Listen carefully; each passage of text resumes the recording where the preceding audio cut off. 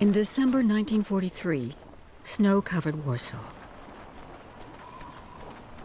A German soldier filmed this footage of the occupied town and the ruins of the silent ghetto. A third of the population of Warsaw were herded here, 460,000 Jews, of whom 100,000 are children under the age of 14. They were then deported and murdered in Treblinka. The Nazis would annihilate them all. In the 3-year occupation, the Reich starved and exterminated the Polish capital's Jews. In April 1943, the ghetto uprising ended with the death and deportation of the fighters. A few survivors managed to escape through the sewers and join Polish partisans hiding in town or in the forest. There were no Jews left in Warsaw.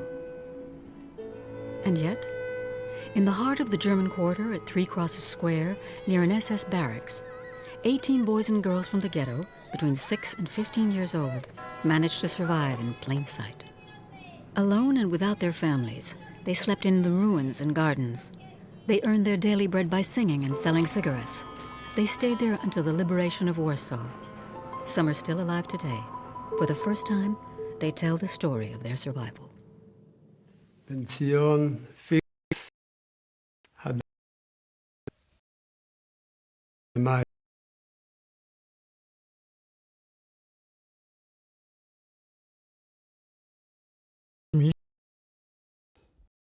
נולדתי ב-20 באוגוסט 1931 בוורשה.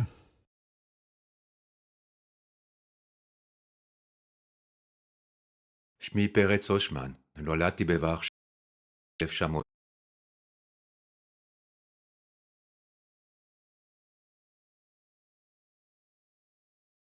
My name is Ignaz Milchberg. I was born September 15, 1927, Warsaw.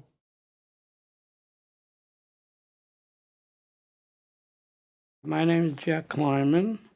I was born in Warsaw, Poland, the year 1931, on 22nd of April.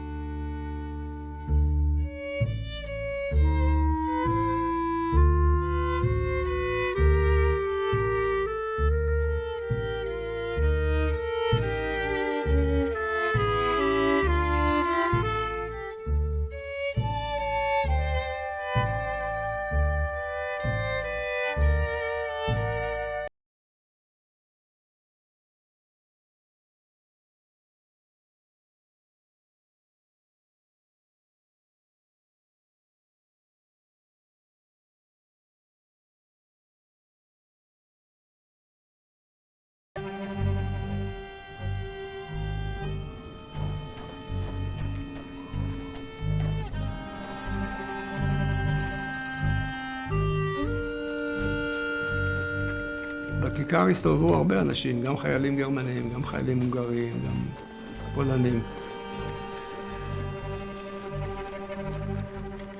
אירווינג היה ראש החבורה שם, של הילדים האלה. היו צריכים להוכיח שהם כמו הפולנים, שהם לא מפחדים. אסור היה להם לפחד. If once you're caught in the Aryan side as a Jew, you're finished, you know. There's no chance. Take you or shoot you or whatever, or, you know. Don't even bother sending you to concentration camp. There was Stashik. There was Jurek. My best friend, call him Spishek. In Polish, he is Zbigniew Wyszewski. And there was Pavel Zenek. Teresa was a very pretty girl. She was selling cigarettes, but there was too many young fellows bothered her, you know, wanted whatever said.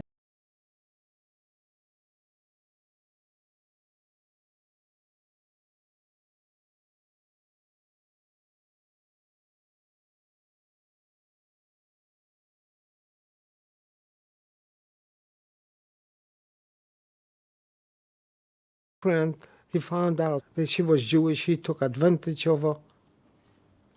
She went to hell but she survived. Zenek is Peretz's brother. He was small for his age. In the wintertime, he walked around without shoes. He had a good voice, very nice. If he didn't have any other business, he used to sit up and sing on the street. And he had tragic songs, tragic about war songs. Mostly about widows and orphans and their fathers went to war and they got killed and the widows left and the house is destroyed. And I, as a child, have to go out to support my sick mother. And people stood like that, Poles. They couldn't care who it was, but a child like that, they thought that he's telling a true story about whatever it is, and he had a melody to it. And then like in a circle, and people were throwing money, he collected quite a bit. On September 27, 1939, the Germans invaded Warsaw. Persecutions of the Jews began. Arrests, humiliation, extortion, systematic violence, and the obligation to wear an armband from the age of 12. Jews were banned from schools and public gardens. The Germans introduced forced labor for men between 14 and 60 years old. Then they appointed Adam Chernyakov president of the Judenrat, the Council of the Jews, and set up a Jewish administration and police to carry out their orders. The Reich decided to isolate the Jews in the city. Warsaw was divided into 3 zones, the German, Polish, and Jewish sectors. The pre-war Jewish quarter became the site of the ghetto with a wall around it, the construction of which took a year. אבי תפסו אותו, גזזו לו חצי זקן, ונתנו לו ללכת עם חצי. מאז הוא לא היה יוצא מהבית.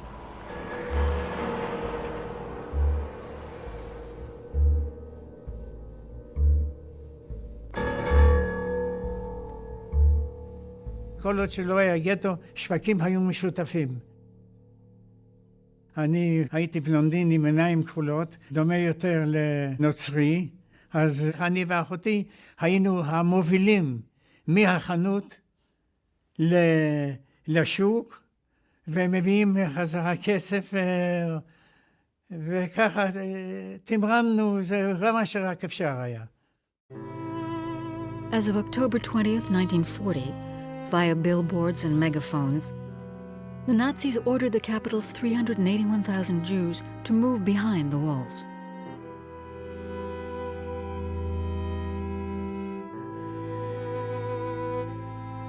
German workshops were set up in the ghetto to take advantage of the virtually free labor force to make uniforms and bedding. I used to go over, so my father's friends that work, I did them a favor. This one had some shirts to sell, so I took it for him to the market and brought them back bread or something to place of work. So I became a gopher.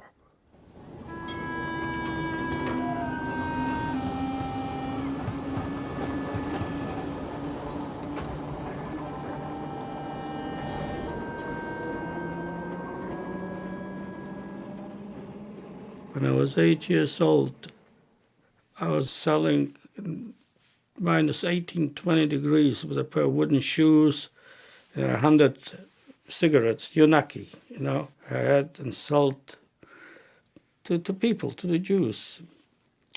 And by the time 8, 9 o'clock, I earned for a small little bread, and I was proud I was bringing it home.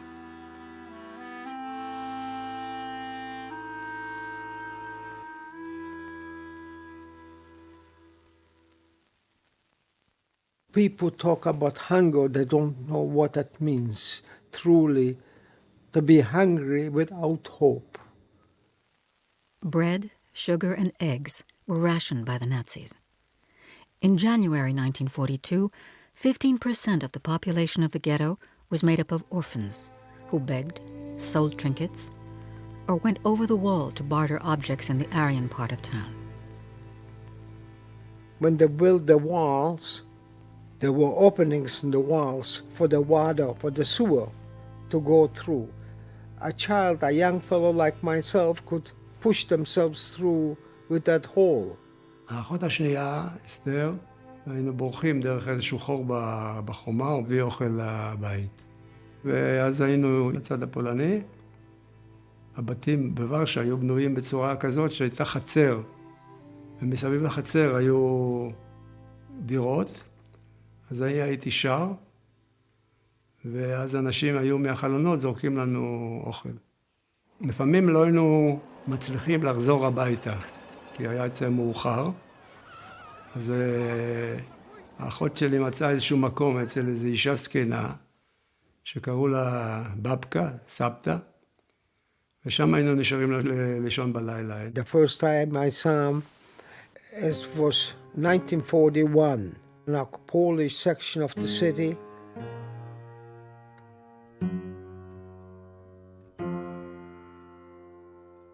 Sitting with a little girl and singing Polish songs. Śpi, syneczku, śpi, kochanie, mama poleci po mleczko, a olej moje psuje, dam ci ciepłuje. You know who the boy was that sang it? Pension. And people were standing Poles. When they heard that song, they were crying.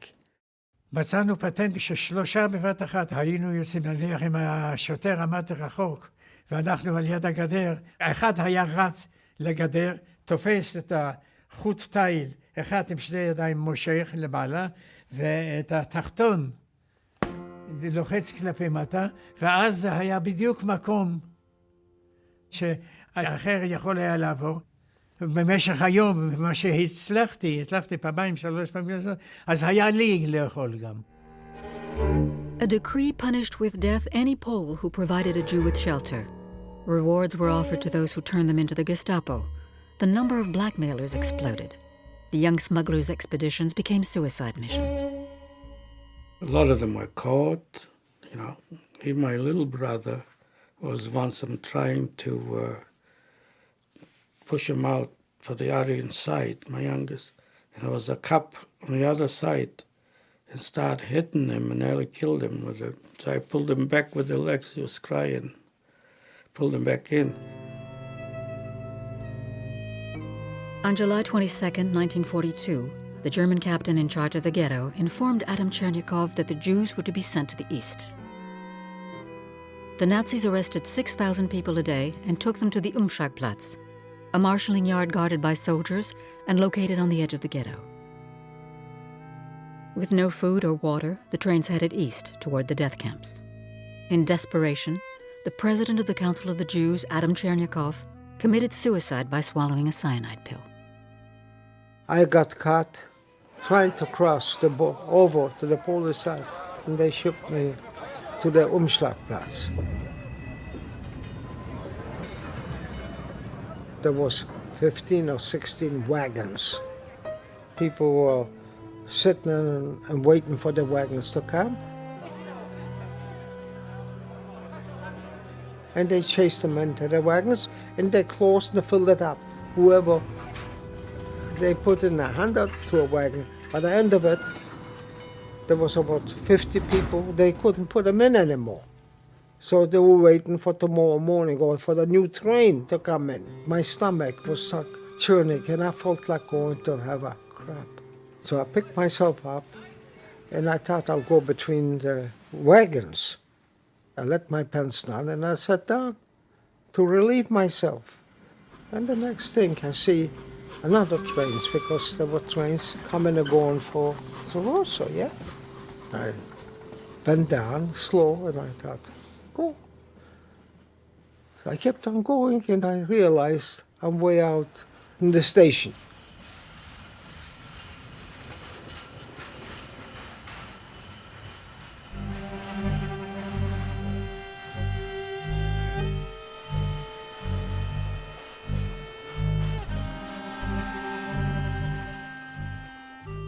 באמצע 1942 הייתה אקציה,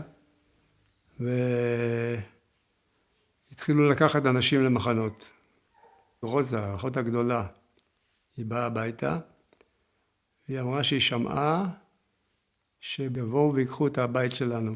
ולקחה אותי אליה לבית חולים. ושם אותי באיזשהו עליית גג חשוכה, שהיו שם עוד כל מיני אנשים. וכעבור יומיים, היא סיפרה לי שכבר לקחו את המשפחה. באו והקיפו את הבית, ולקחו את המשפחה למחנות מוות. גם את האבא וגם את שתי בנות שהיו בבית. ואת האמא. זאת אמא שלי הינדה, אבא שלי אברהם. אז התחילו לאסוף את כל האנשים שם בבית חולים. עברו מפינה לפינה, כי היו שם הרבה פינות שאנשים התחבאו. זה לא מצא חן בעיני כל המצב הזה, הייתי אז בן 6. ואז רצתי למטה במדרגות ויצאתי לרחוב.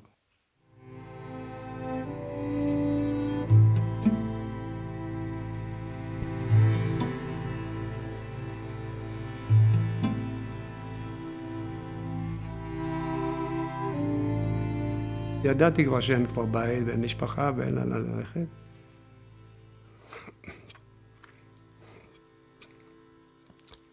והדבר היחידי שהיה לי בראש זה לצאת מהגטו.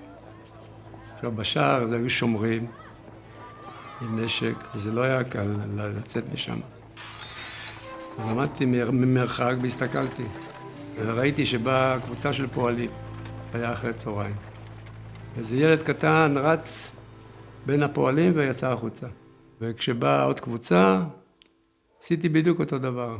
רצתי בין הרגליים שלהם, ברחתי ושמעתי צעקות, ולא הסתובבתי, המשכתי לרוץ וברחתי משם. ככה יצאתי מהגטו.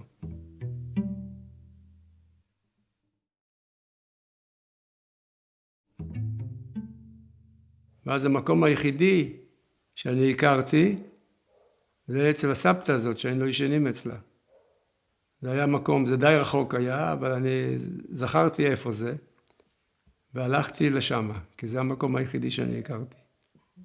ואני הגעתי לשם בערב, ואז נכנסתי לשם, היה לי כמה פרוצות בכיס, אני שילמתי לה, והסכימה לתת לי מקום לישון שם. באמצע הלילה הגיעו עוד ילדים, בשביל לישון שם אצל הסבתא הזאת. וזה היה המזל שלי שפגשתי עוד ילדים יהודים. End of 1942 and 43, it was a little bit like before Christmas. It was very, very cold. And the boys had a place where to sleep. And it was no more than 4 meters, the width. There were 8 kids. And it was no space, so we decided we lay down like sardines in a box. We were on one side. One moved, the other ones had to move too because we were tight, but we were warm. בבוקר היו צריכים לצאת, לפני שיש אור, לצאת וללכת.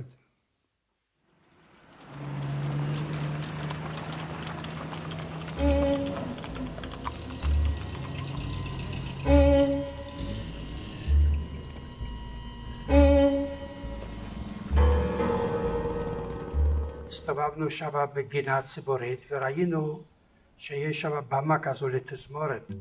הוצאנו 2 קרשים והשתכללנו פנימה. אחרי כמה לילות גילו אותנו, לא יודע איך, וצעקו יהודים החוצה. אז כבר יצאנו מהפתח השני, ושם היה ספח כזה, נכנסנו לתוך הספח וככה העברנו את הלילה. פרצתי לתוך איזה בית, הבית הזה היה מוחרם על ידי ז'נדרמריה גרמנית, ואני עליתי על הבוידם. הבנתי שאני נפלתי בפרח וכבר לא יעזור לי. ולמחרת ראיתי שנכנסה עגלת הזבל. אז מהר רצתי למטה, זה היה די מוקדם, טוב שלא פגש אותי אף אחד. קפצתי למעלה והצלחתי לצאת. The children of the ghetto decided to forget Yiddish, their identity, and their last names. They only spoke Polish and used nicknames to avoid giving themselves away. Spurred on by an extraordinary instinct, they also created imaginary families and invented reasons to justify their presence in the streets. They discovered that the sale of cigarettes could provide them with enough money to survive. פגשנו איזה ילד קטן, בגיל 6-7, והוא היה שר על יד חשמליות, גולוש. הוא היה עם מעיל, עם חתיכת חבל קשור למותניים, ורק להסתכל עליו היה רחמנות. והוא סיפר שבכיכר שלושת הצלבים יש כמה ילדים שמוכרים סיגריות.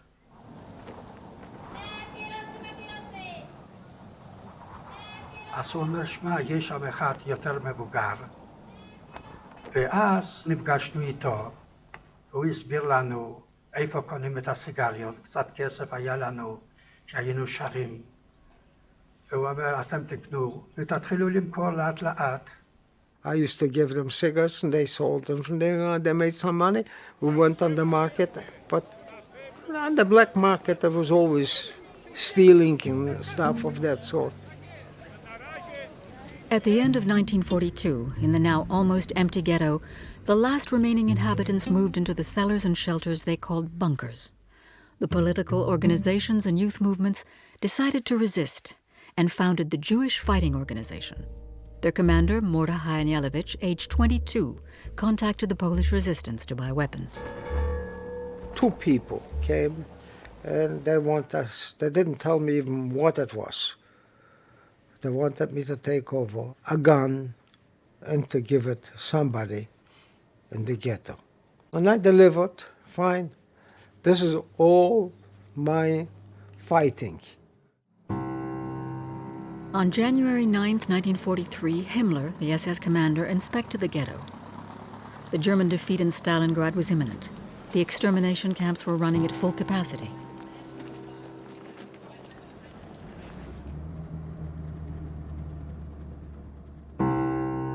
Himmler decided to liquidate the ghetto.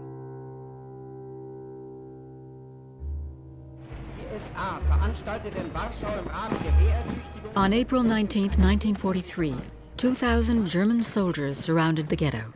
Before the attack, despite his youth, Mordechai Anielewicz knew how to encourage his fighters. We don't seek to save our lives, we just seek to save human dignity. At 6 a.m., the Nazis entered the ghetto through Nalewki Gate singing. The ghetto sentries let them in before blowing up Jezia Street. Each resistance fighter was armed with a gun, 15 bullets, and 5 grenades. The Nazis retreated in shock. They returned with tanks, flamethrowers, and even airplanes, but the Jews resisted for a month. The Warsaw Ghetto Uprising was the first in Nazi-occupied Europe. They built a bunker on Mila, a hidden underground. They had even water, 3 big rooms, and there were about 90 people or 100 people in that bunker. So I stayed with them. They uncovered our bunker. So everybody went out, and there was a woman with 2 daughters, and said, Jack, I'm staying with the daughters. And a few other people didn't want to go out. They said, we're going to die anyway in the chambers, let us die here. And the Germans gave us 5 minutes. And I was going to stay, but I had a friend that's Savick. He says to me, Jack, or maybe on the outside we'll have a chance. We're going to be in the next few minutes dead. Let's get the hell out. And somehow it hit me. I said, maybe you're right. I owe my life to him, actually. And I said to I kissed the woman with the 2 daughters on the cheek enough, you know. So goodbye. I'm going to cry. I can't go through.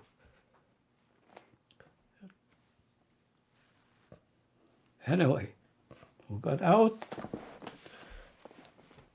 And instead going, we were the last to get out, him and me, the rest were left. I took a run. I didn't care. I want to be shot from the back, you know. I took a run right, let's say the Germans were here with the Jews. And I got out and I ran straight. I don't know what pushed me, but I ran. Nobody shot me. And I lay down between two dead bodies, a woman, maybe a woman in the 20s, fighters. And I played dead beside them. And I look and they sit there and I lie there.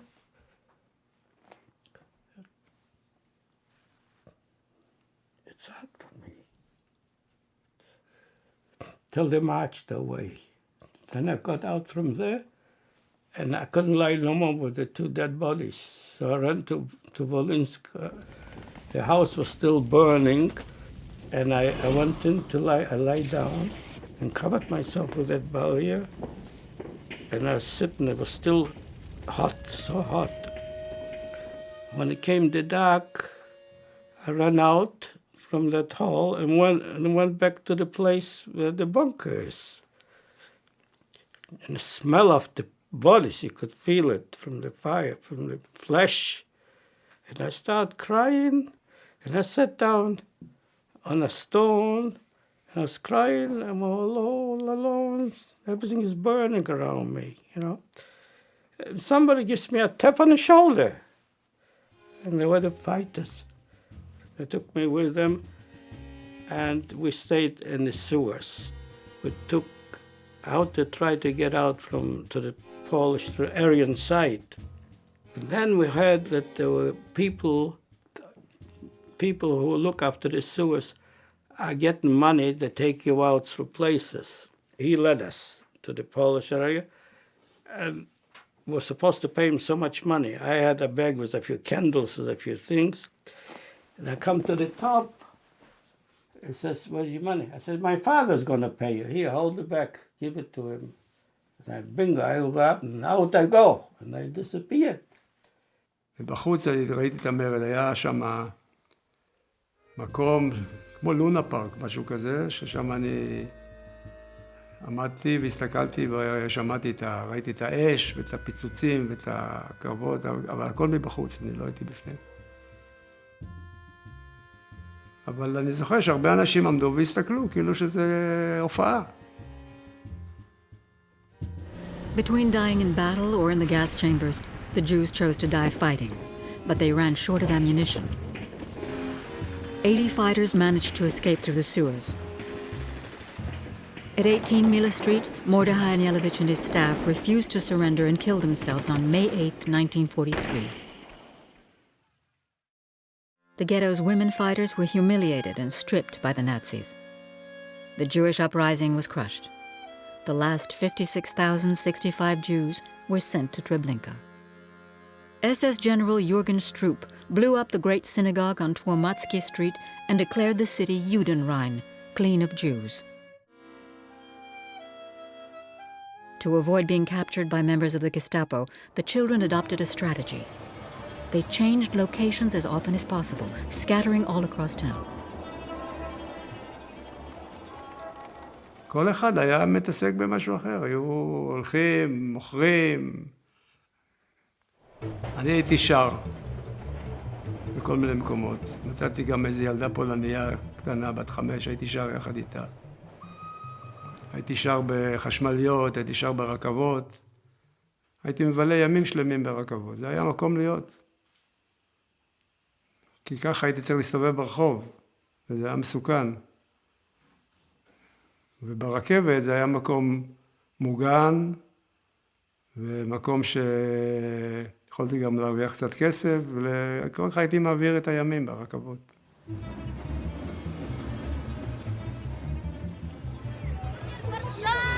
ראינו שאפשר גם כן להתפרנס מעיתונים, כי העיתון הזה היה אחד ויחיד שיצא בשפה הפולנית. יתר העיתונים היו יוצאים בשפה הגרמנית. ורדיו לא היה לפולנים כי החרימו את זה, והיו רמקולים שמה שהגרמנים רצו, הם הודיעו.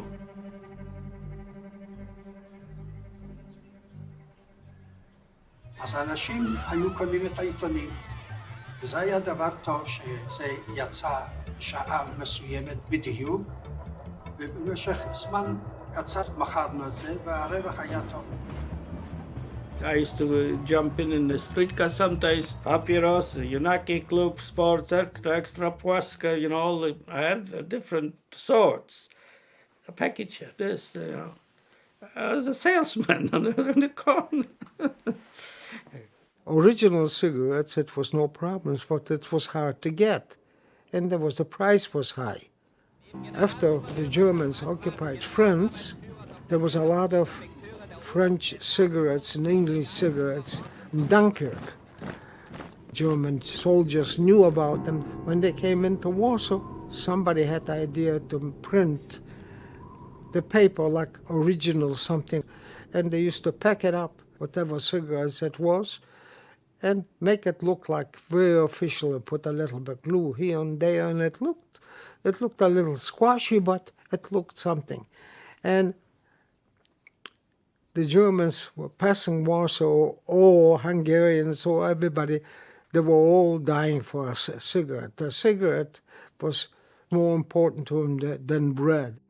היה ספורט, מבע, אגיפסקה, יונקי, זה סיגריה זולה. אבל רובם היו ספויאקי. ספויאקי זה נקרא מתוצרת עצמית. אנחנו היינו קונים בקופסאות שלמות. When I moved in with the people, Vishnesky and Rokov, the lady, sister, was a widow, and she was making false cigarettes. They used to collect leaves from oak leaves and all kinds of leaves, dry them out, iron them out, and roll them. And she used to plug them in and put them in the boxes, and they had artificial boxes. The specials I picked up, like from that woman, like the Hungarian cigarettes, had special customers to sell to, like that Adolf Dimsha. He liked Levanta, Hungarian cigarette. Like a market, you know, you buy and you sell. Europe is Europe. So we sold on the street. אחד מצא מקום איפה אפשר לקנות סיגריות יותר זולות. אז אחד היה מספר לשני. I used to take out a good cigarette and smoke and put in another one in a pack. I was a character too. They paid less or more, but you made sure when you sold it to move away from that place, because God forbid he realizes he smoked, lights a cigarette, the next thing is after you, it'll kill you. So you made sure you sold the cigarette, you kept on moving. You were never there. הייתי מסתובב ושוטר היה מתחיל ללכת אחריי, הייתי הולך, בורח. אז הייתי מנסה להתחמק ממנו, אם הוא היה מתחיל לרוץ, הייתי רץ, נכנס לאיזה חצר, עולה על החומה ועובר לצד שני, ועובר לרחוב אחר ונכנס לחשמלית ובורח. יש אחד שתפסו אותו עם הסיגריות, סטאשק החזק. מי שנתפס ומזוהה מזוהו כיהודי. What helped me is I never looked Jewish. I had a small nose, upturned, and I had curly hair. I cut my curly hair just a little gizhivke in front. And I spoke fluently Polish, you know. The children spent the winter of 1943 sleeping anywhere they could. They had to be on the lookout at all times. There was a considerable German presence in Warsaw. The soldiers paraded throughout the city to show their power and create a climate of terror. הייתי ישן בכל מיני מקומות. פעם במקום חורבה, פעם בחדר מדרגות, פעם אצל הסבתא הזאת, כל מיני מקומות. אסור היה להיות במקום אחד יותר מדי זמן. Oh, it was a hell of a lot. Oh, God. Back to the old way. Street, sleeping in the parks in the summer. In the hot summer, I could buy a hut between bushes, you know. In the winter time, you can't sleep outside. You freeze to death. מצאנו שדה חיטה, אז חשבנו שם זה הכי בטוח. נרדמנו קצת, ובבוקר רוצים לצאת החוצה. פתאום רואים שעומדים אנשים שם על הכביש. אז חשבנו שהם חושבים אותנו.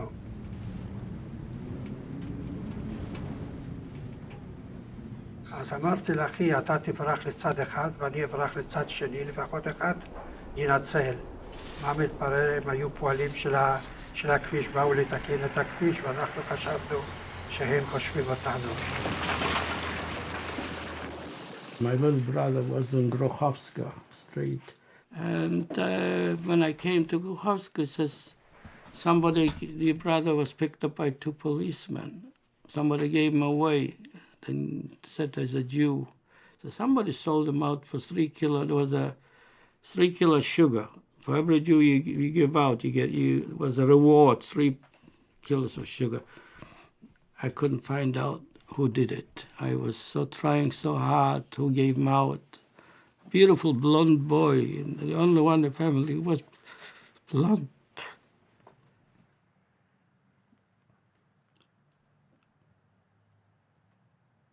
I don't know, GETTO.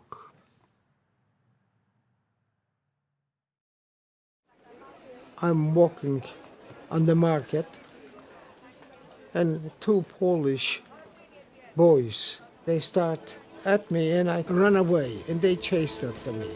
So there was a train running from central Warsaw to Grochów. I ran after it, and I grabbed by a handle, and I jumped up, and I hit myself. My foot hit. And people pulled me into the tram, and all of a sudden I was fainting, but I was afraid. So I have a swollen foot, I'm sick, I don't know what to do. I went to the doctor. She says, she didn't want to let me in. I said to her, I'm going to die here if I have to do something. It's a lady doctor. She dragged me in. She says to me,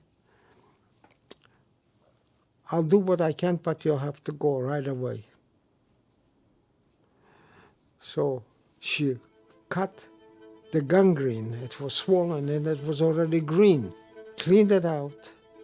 She gave me cotton to put in my mouth not to scream. Was a decent woman. I wanted to pay her. She says, you'll need that money because you're very sick. I don't know how you're going to survive. I begged her, let me stay overnight in your place. I'll leave the first thing in the morning. She crossed herself here. And she said, never forget, she said, for the sake of Jesus Christ, I'm going to let you stay. And I know I'm taking my life in my pocket. I let you be. Zeigt beste akrobatische Leistungen in schwindelnden Höhen und arbeitet deshalb meist unter freiem Himmel, wie hier auf dem Postplatz in Warschau. In this hand-to-mouth existence, without protection and with no adults to look after them, the children realized that their lives were hanging from a thread. They protected little Bolus and every day looked for a safer, less exposed refuge. It was an apartment building, and they had a big shed. They put the garbage cans out. And so I pushed the garbage can to the front, and I lay flat at the bottom, like not to be seen there. In the morning, the woman that was a superintendent there was taking out the cans to be picked up, and she sees me lying there. She says, Jesus Christ, like, oh, Jesus, in Polish, What are you doing? So I told her, well, I look after cows in some place, and I came into Warsaw, and I didn't have no money, so I went to sleep. She says, you Jewish? I said, I'm not Jewish. I said, don't worry about it. She tried to cool me down, and I still didn't want to give myself away. I said, I'm not. So I'm going to go. Wait. You come into the house to me. I'll give you something to drink, She tried to break me in, I still didn't trust her, and I didn't know, it's still Polish. Finally, I said, okay, I'll come and have some dinner. I still didn't say I'm Jewish. She was such a nice lady. She was an angel to me, really. And says, okay, you may as well tell me I'm not your enemy. I'm a good person. I told her, okay, I'm Jewish. What are you going to do? So I'm going to help you. Why sleep in the garbage? And I didn't want to trust her yet. but I did. And we became friends. Her name, Lodja. She had also a one-room apartment, but it was good because I slept in the first few days near the window, on the floor, with my clothes under the table. And if anything, I could jump out through the window to join to another street, which I was always next to the window. In the summertime, we used to go to the Vistula. That was not bad. That was good. You wash. You didn't have any soap, so you washed yourself with the sand. Moshe Weitzer used to, bastard. He used to see benzene with bushes, scrub them, So it's good for you. It'll clean your skin. And he scratched his back, and the poor kid was crying. Leave me alone. The hell with it. You got to be clean. If you be clean, that's a godliness. Godliness is cleanliness.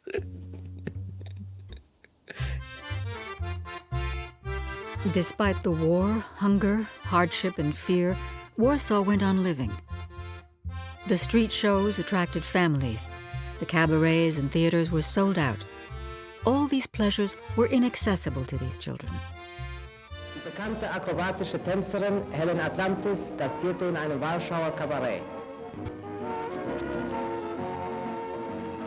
היינו קונים כרטיסים ומוכרים את זה יותר ביוקר. The show started at 4 and finished at 6, because at 8 o'clock you had to be at home. You couldn't walk the streets. פעם קנינו כרטיסים, ובדיוק ירד גשם, ואנשים לא באו, לא נותנים בחזרה כסף. אם ככה אנחנו ניכנס ונראה לפחות הצגה כמו בן אדם. And the usher took us into the front seat. I was embarrassed and I didn't know, but I was stuck. I stick it out, we said. And Moshe ran to the washroom, he never came back. He was afraid to sit. I was sitting down there, Yurek, sitting. And all of a sudden, Dimsha was our theater, player.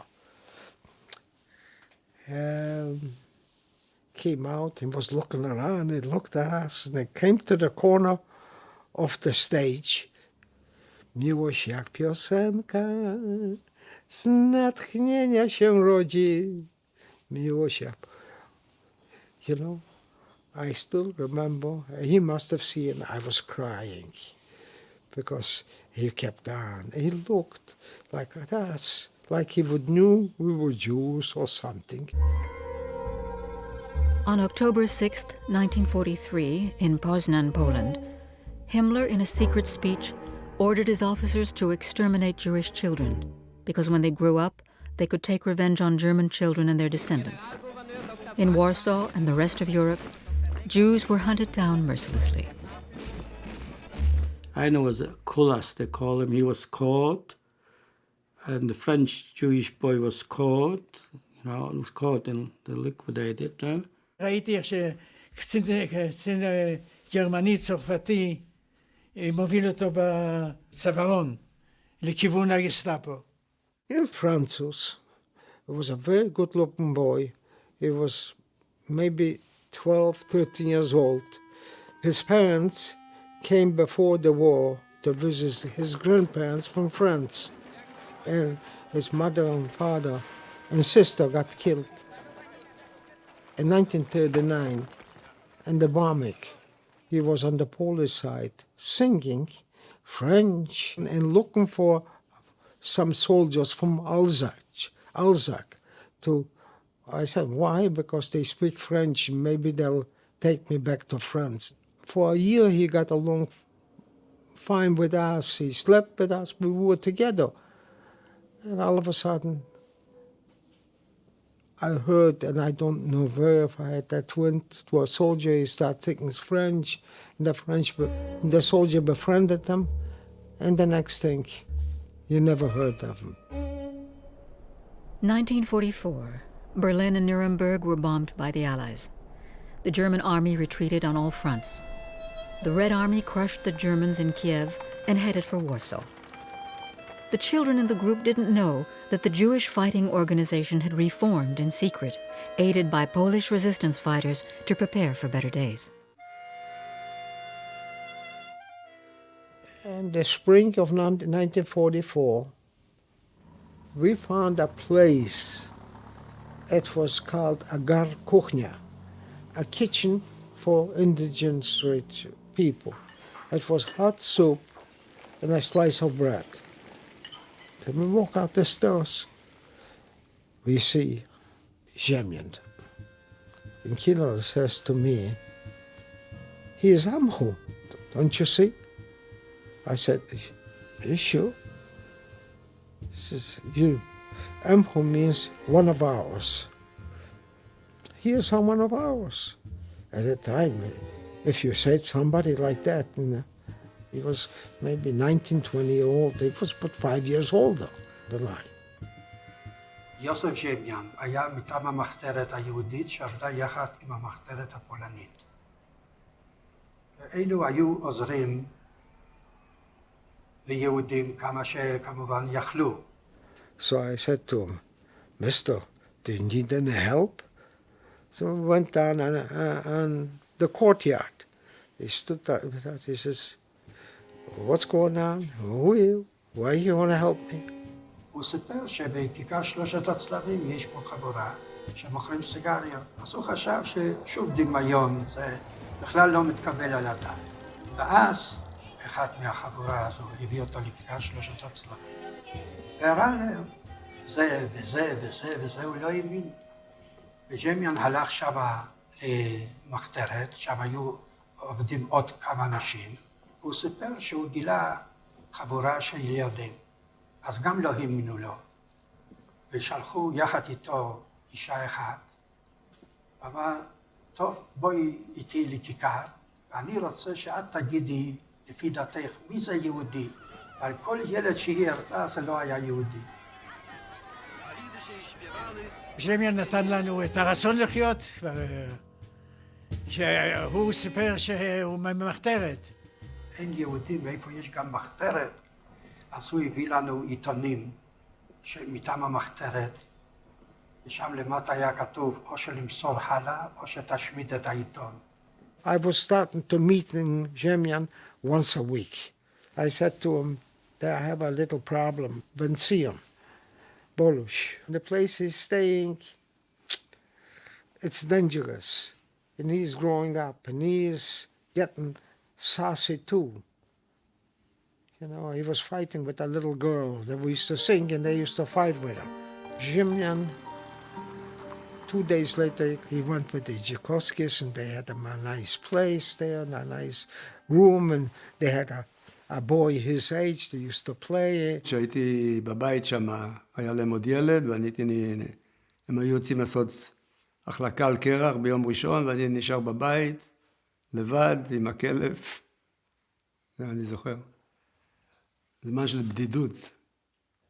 ז'מיאן אמר, שמע, אני יכול לעזור לכם, ואתם צריכים לעשות תמונות בספורט, ואני אשיג לכם תעודות תלמיד ותעודת לידה. I still have identity cards like I was going as Jankowski Jan. מזמן לזמן שהיינו בין החבורה של הפולנים, הייתי מפיל את התעודה, כאילו זה נפל לי, והם ראו שיש לי תעודה, זה גם מחזק שאני לא יהודי, כי אחרת, מאיפה אמרתי שאני בורח מבית ספר, לא רוצה ללכת לבית ספר, אבל תעודת תלמיד יש לי.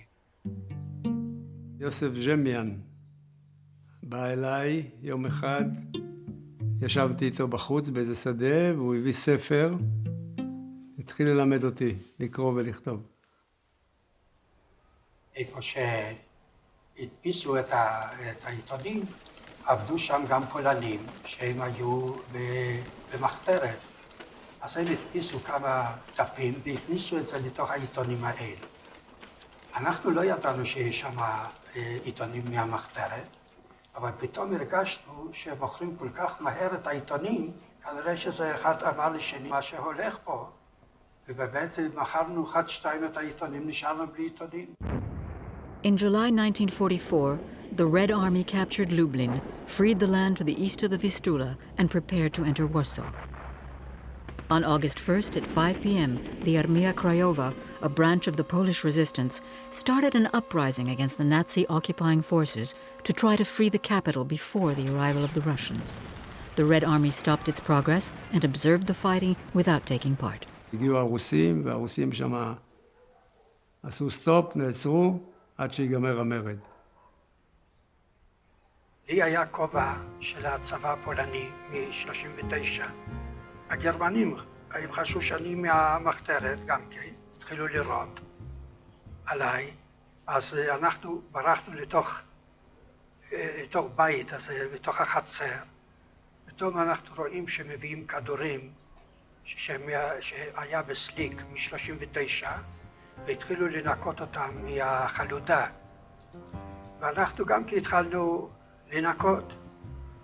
אז אנחנו שאלנו מי פה האחראי על הכל, ניגשנו ואמרנו אנחנו רוצים להילחם, אנחנו רוצים להשתתף במרד. אז הוא אמר אתם ילדים, מה, תברחו מפה. אחרי כמה רגעים עוד פעם ניגשנו. אמרנו שמע, תקבל אותנו לשורות הלוחמים. הוא אומר, אז מה אתם יכולים לעשות? אז אני אומר, כל מה שאתה תגיד אנחנו נעשה. הוא אומר, טוב, קיבלתי אתכם. Keen to help, the children took action. Stevsia carried letters and reports. Leon fought in Mokotovska Street. Jurek and Stasiek put up barricades. Teresa and Halinka joined the Red Cross. Burek fought in the Old Town.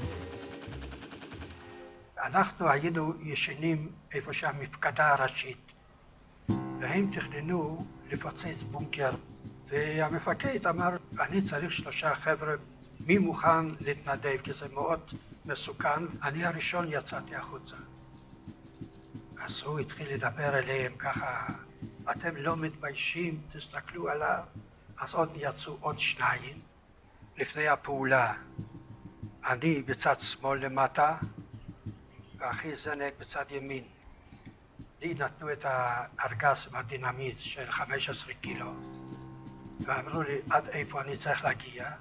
השני משך כבל, כי זה על כבל חשמלי היו צריכים לפוצץ, ואני זחלתי עם הדינמיט הזה, הגעתי, ושמעתי את הגרמנים איך שהם מדברים ביניהם, שמתי את זה, זחלתי בחזרה, הודעתי, ואז פיצצו את הבונקר הזה.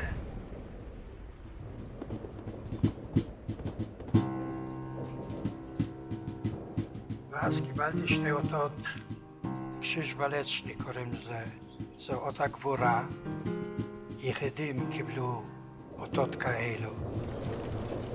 The Polish resistance was not able to take back all of Warsaw from the Germans. The city was bombed. After 63 days of fighting, the rebels capitulated. To make an example of them, Hitler ordered that the city be razed to the ground. 100,000 civilians were deported to forced labor camps in Germany. Pavel and Zenek, Leon and Burek were deported to Mulberg Stalag. Marizia and Stevsia were sent to Oberlagen Stalag in Germany. כשאנחנו הולכים לשבי, הגרמנים צילמו אותנו כי ראו שאנחנו ילדים קטנים. ואני בצד שמאל, ובצד ימין זה אחי. On January 17, 1945, Stalin allowed his troops to enter Warsaw. The liberation was underway. The children realized that now they had a future and could mourn the loss of their parents and brothers. The Red Cross took charge of them, and each of them chose a country, a destination. The world was open to them at last. After I was liberated from the Russians, it was my best day and my worst day of my life. I'm 14 years old. Where do I go? Now I'm free. Where do I go? I've got nobody to go to. הרוסים באופן עקרוני היו כלפי הילדים מאוד חביבים. הם לקחו אותי בצנק אפילו, לראות את הגטו. הכל היה הרוס. שדה של הבנים.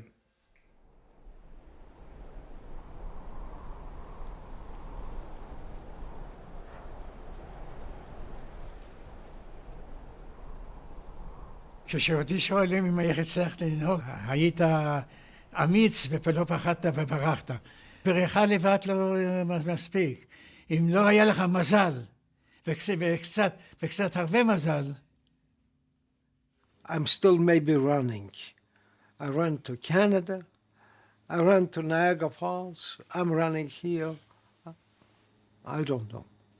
I don't know what the answer is. I cannot analyze. I know one thing.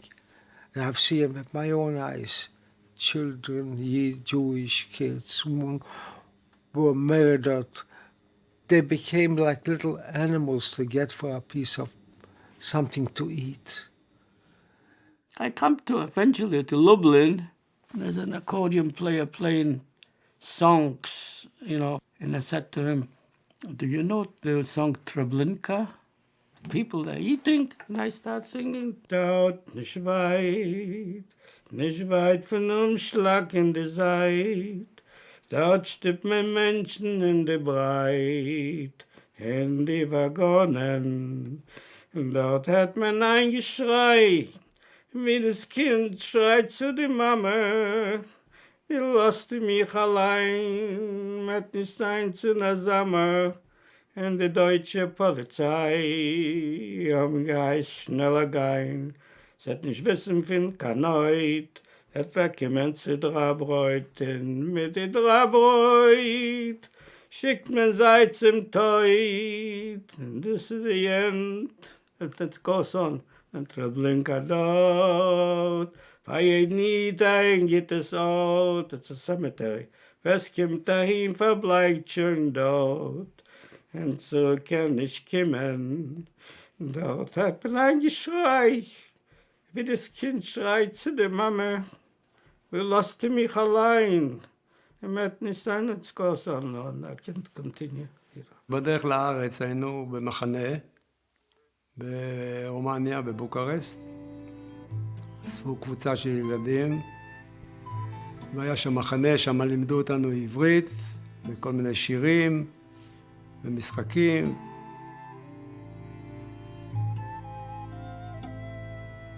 לעלות לארץ זה היה חלום. כשאונייה הגיעה לארץ, אז זה היה נראה לי באמת כמו פרדייס. היא הגיעה בערב, היא הגנה מול נמל חיפה, במרחק של קילומטר. ראיתי את האורות של חיפה, כוכבים בשמיים, היה מזג אוויר נהדר. ולמחרת הגיעה סירה והביאה לנו תפוזים ואשכוליות.